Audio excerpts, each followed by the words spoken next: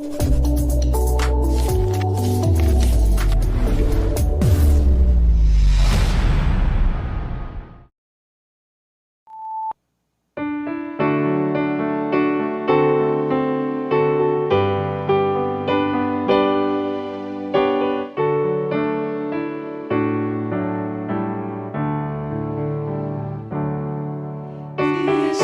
sa ating naghihintay, sa buhok na lubhang mainam.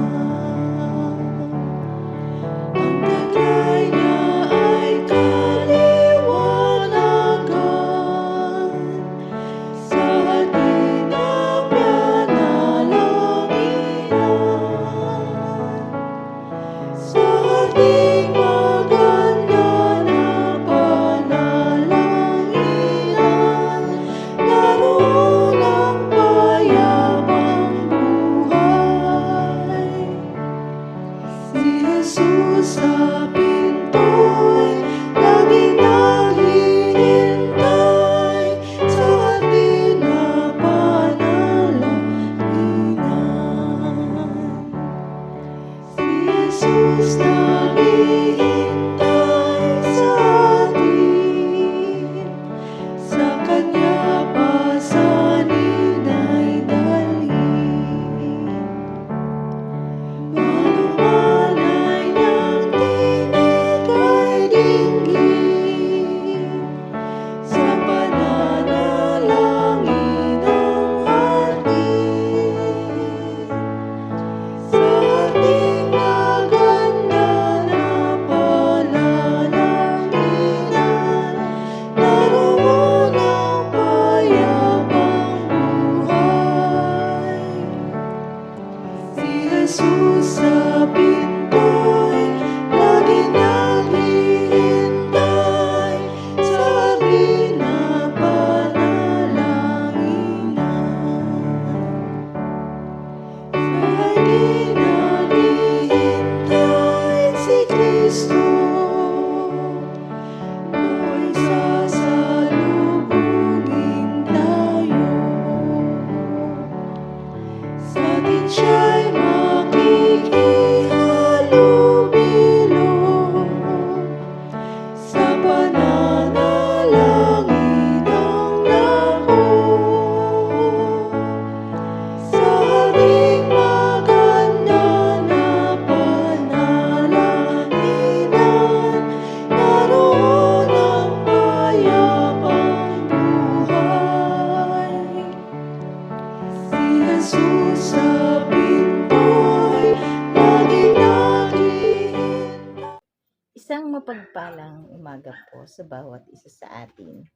Narito po tayong muli sa ating Grab Food for the Soul, our daily dose for the nourishment of our soul.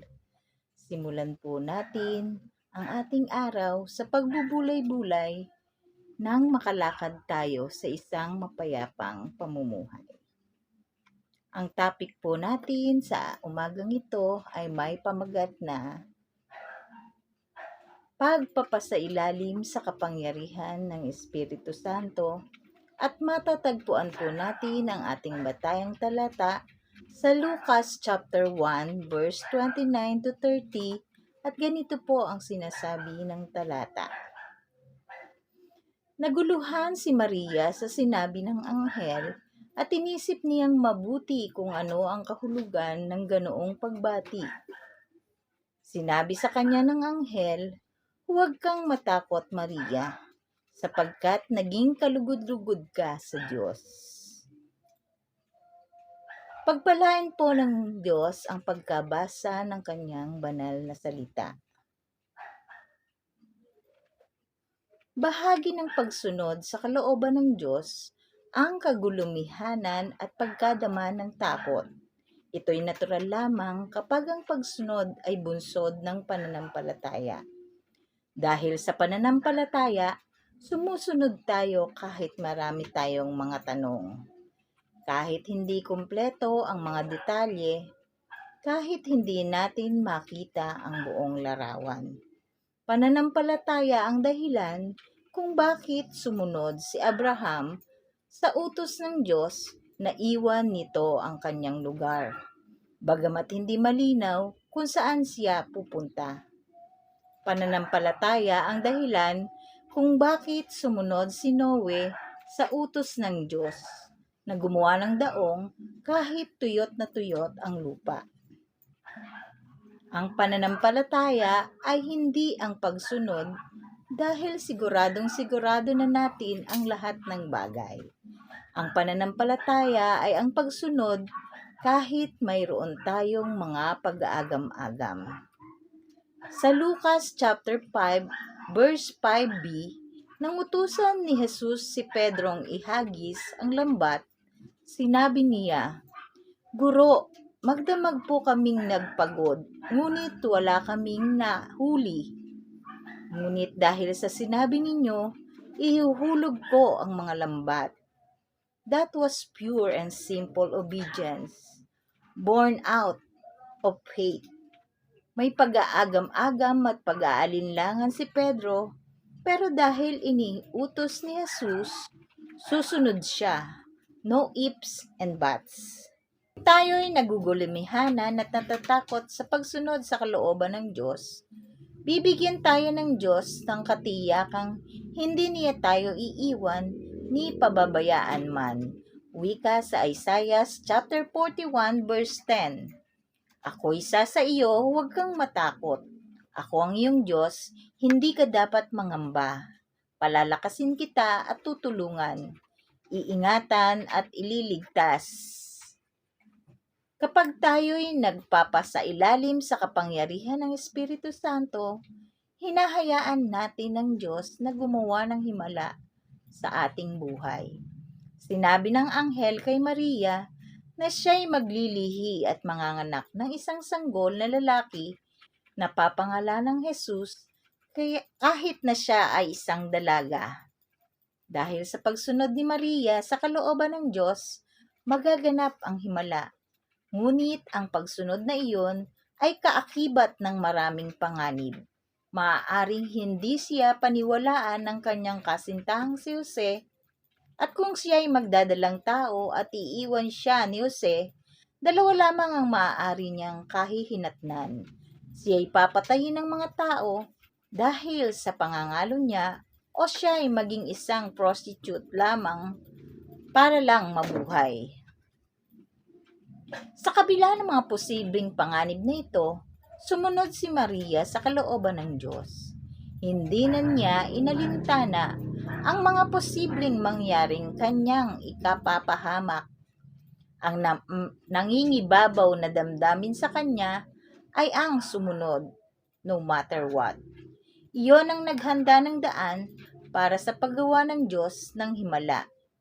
Our obedience sets the stage for God's miracles.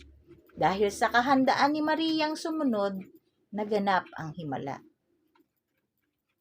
Handang gumawa ang Diyos ng himala sa ating buhay kung handa tayong sumunod sa kanyang kalooban at handang humarap sa mga posibleng consequence ng ating pagsunod. Wika ng anghel sa Lucas chapter 1 verse 37, sapagkat walang anumang bagay na hindi kayang gawin ng Diyos. Ngunit ang anumang bagay ay hindi gagawin ng Diyos nang wala tayong pahintulot. God will only work miracles in our life when we say yes to Him.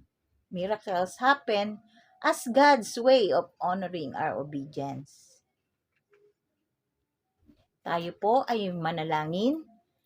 Panginoon naming Diyos na makapangyarihan sa lahat, maraming salamat po sa umagang ito, sa pagkakataon na ipinagkaloob niyo sa amin upang kayo ay mapupurihan at makapagbulay ng iyong mga salita, Panginoon. Maraming salamat po sa aming mga kapatid na nakasama namin ngayong umaga. Dalangin namin, Panginoon, ang aming mga kapatid na papasok sa kanilang mga trabaho, Panginoon. Ikaw po ang mag-ingat at gumabay po sa kanila. Ganun din po, Panginoon, dalangin namin ang mga mag-aaral na papasok sa kanilang mga paaralan, Panginoon. Ang pag-iingat din po ang sumakanila, Panginoon, sa kanilang gagawin sa maghapon. Dalangin din po namin, Panginoon, ang aming mga kapatiran na mga may sakit po, Panginoon. Kayo po ang humipo at magpagaling po sa kanila. Maraming salamat po, Panginoon, at ingatan niyo po kami at gabayan sa maghapong daraanan. Ito po ang aming dalangin sa tanging pangalan ni Jesus. Amen. Maraming salamat po sa pagsama sa akin ngayon sa pagbubulay-bulay ng salita ng ating Panginoon. A friendly reminder to all of us po, be Christ-like in your workplace today. God bless us all at hanggang sa muli po. Paalam.